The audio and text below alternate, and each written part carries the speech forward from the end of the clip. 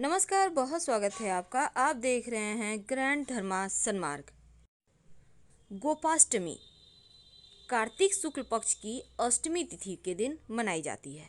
भगवान श्री कृष्ण ने कार्तिक शुक्ल पक्ष की प्रतिपदा से सप्तमी तिथि तक गाय को गोप और गोपियों की रक्षा के लिए गोवर्धन पर्वत को धारण किया था और इसी कारण उनका नाम गोविंद पड़ा। यानी पूरे 7 दिनों तक उन्होंने गोप और गोपियों की रक्षा के लिए प्रतिपदा से सप्तमी तिथि तक धारण किया था। और कार्तिक शुक्ल पक्ष की अष्टमी पर इंद्र हार कर भगवान श्री कृष्ण की शरण में आ गए और उनका कामधेनु के दूध से अभिषेक किया। इसी कारण गोपाष्टमी का पर्व मनाया जाता है। हिंदू धर्म में गाय, गंगा, गायत्री, गीता, गोवर्धन और गोविंद पूजनीय है। शास्त्र के अनुसार गाय सर्वदेवमयी है और गोमूत्र में भवानी, चरणों में देवता, रंभाने में प्रजापति और थनों में समुद्र बसते हैं। और पद्म पुराण के अनुसार गौमुख में चारों वेद, सिंह में शंकर जी महाराज और विष्णु महाराज बसते हैं। उदर में कार्तिकेय जी, मस्तक में ब्रह्मा, ललाट में रुद्र, नेत्रों में सूर्य चंद्रमा आदि 33 कोटि देवता विराजमान हैं। तो गोपाष्टमी के दिन विशेष पूजन और उपाय से धन में वृद्धि होती है और सुखों की भी प्राप्ति होती है। घर में लक्ष्मी अस्थायी रूप से वास करती है। तो अष्टमी तिथि में कुछ विशेष प्रयोग किए जाते हैं, जैसे कि अष्टमी में नारियल का दान करना और नारियल खाना दोनों ही वर्जित माना जाता है। और घनिष्ठा नक्षत्र में समी पत्रों से पूजा का विधान है। तो आपको एक छोटा सा काम करना, याद रखिए, गोपाष्टमी के दिन ना तो नारियल खाइएगा और ना ही दान कीजिएगा। सुबह के समय गौशाला जाकर गाय का विधिवत पूजन करें। गाय को सिंदूर तेल लगाएं, उनके सींगों में उनकी पूजा करें, माला पहनाएं, रोली अक्षत से तिलक करें, समी पत्र गाय को अर्पित करें। अगर आपको आपके लिए मिल जाए तो धूप दीप दिखाकर गाय को गुड़ और भीगा हुआ गेहूं खिलाएं। इसके बाद घर की उत्तर पूर्व दिशा में पीला कपड़ा बिछाकर उस पर भगवान श्री कृष्ण के गोविंद स्वरूप, जिसमें वो गाय के साथ हैं, उस चित्र की विधिवत स्थापना करें और उनका पूजन करें। तिल के तेल में हल्दी मिलाकर दीप करें और सुगंधित धूप करें। सफ़ेद पीले पुष्प समी पत्र अर्पित करें और तेल में तली पूड़ी और हलवे का भोग लगाएं और बाद में भोग किसी पीली आभा लिए गाय को खिला दें। तो देखिए, इस दिन एक मंत्र जपा जाता है, लक्ष्मीर्या लोकपालानां धेनु रूपेण संस्थिता धृतं वहति यज्ञार्थ मम पापं व्यपोहतु।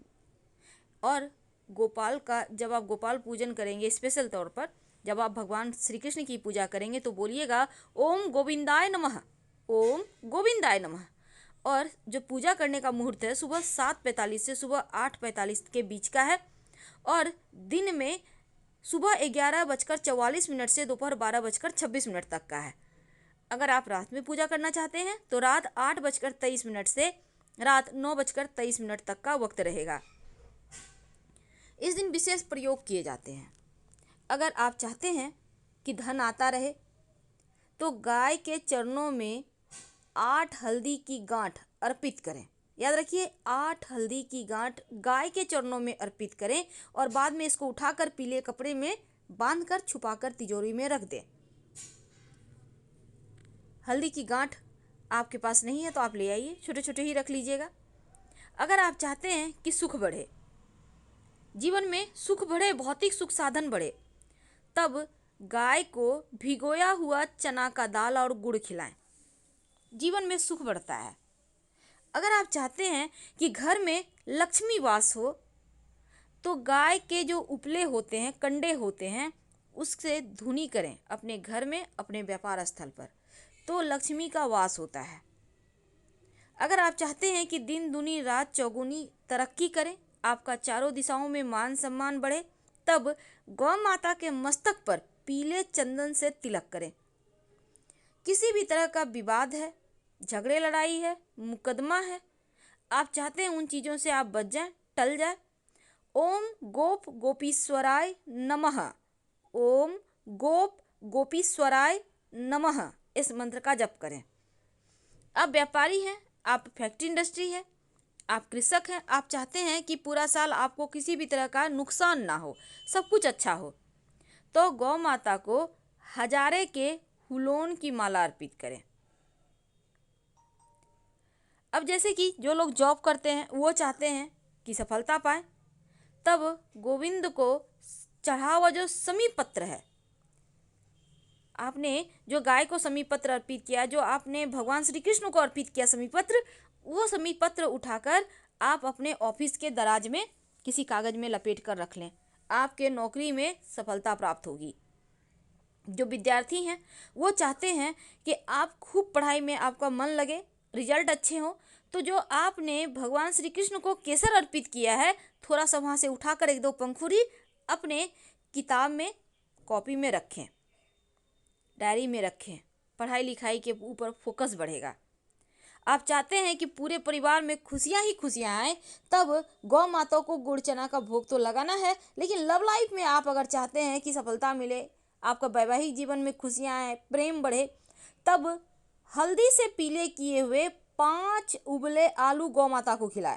आप चाहें तो आलू बॉयल करते समय, उबालते समय उसमें एक चुटकी हल्दी डाल दें, या फिर उबाल कर छील कर आलू में थोड़ा सा हल्दी कलर कर दें या छिलका के साथ ही कर दें, और फिर अपने हाथों से गाय को खिलाएं, तो प्रेम बढ़ता है।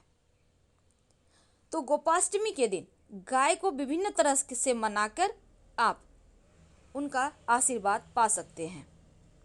गोपाष्टमी की एक कथा आती है कि एक बार भगवान श्री कृष्ण जी जिस दिन गौ चरण के लिए पहली बार घर से निकले थे, कार्तिक मास के शुक्ल पक्ष की अष्टमी तिथि थी, और इस दिन गोपाष्टमी के रूप में मनाया जाता है।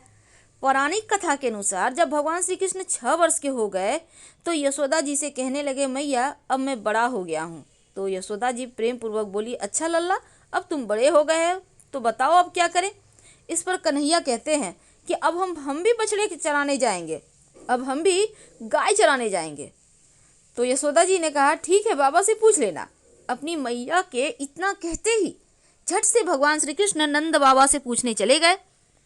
नंद बाबा ने कहा, लल्ला अभी तुम बहुत छोटे हो, अभी तुम बछड़े को ही चराओगे। लेकिन कन्हैया हट करने लगा।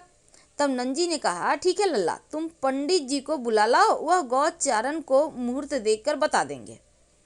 अब बाबा की बात सुनकर भगवान श्री कृष्ण झट से पंडित जी के पास पहुंच गए। बोले, पंडित जी आपको बाबा ने बुलाया है, गौ चारण का मुहूर्त देखना है, आज ही आप मुहूर्त बता देना, मैं आपको बहुत सारा माखन दूंगा। पंडित जी नंद बाबा के पास पहुंचते हैं, बार बार पंचांग देखकर गणना करने लगे। तब नंद बाबा ने पूछा, क्या बात है पंडित जी, आप बार बार क्या गिन रहे हैं। तब पंडित जी ने कहा, क्या बताएं, गौ चारण के लिए केवल आज का ही मुहूर्त निकल रहा है, इसके बाद तो 1 वर्ष तक कोई मुहूर्त नहीं है। अब पंडित जी की बात सुनने के बाद नंद बाबा को गौचारण की स्वीकृति देनी पड़ी, और उसी दिन भगवान ने गौचारण प्रारंभ किया। अब भगवान जिस समय कोई कार्य आरंभ करते हैं वही शुभ मुहूर्त बन जाता है, और यह शुभ तिथि कार्तिक मास के शुक्ल पक्ष की अष्टमी थी। भगवान के द्वारा गौचारण आरंभ करने के कारण यह तिथि गोपाष्टमी कहलाई। इसके बाद मैया यशोदा ने अपने लल्ला का श्रृंगार किया, और जैसे ही पैरों में जूतियां पहनाने लगी तो कन्हैया मना कर देते हैं। कहते हैं कि मैया, यदि मेरी गाय जूतियां नहीं पहनती है तो मैं कैसे पहनूं? यदि पहना सकती है तो उन सभी को जूतियां पहना दो। और भगवान जब तक वृंदावन में रहे, भगवान ने कभी पैरों में जूतियां नहीं पहनी। आगे आगे गाय और उनके पीछे बांसुरी बजाते कन्हैया, बलराम, ग्वाल बाल इस प्रकार से विहार करते हुए उस वन में प्रवेश किया। तब से भगवान की गौचारण लीला का आरंभ हुआ। तो हम आपसे विदा लेते हैं। हर हर महादेव। धन्यवाद।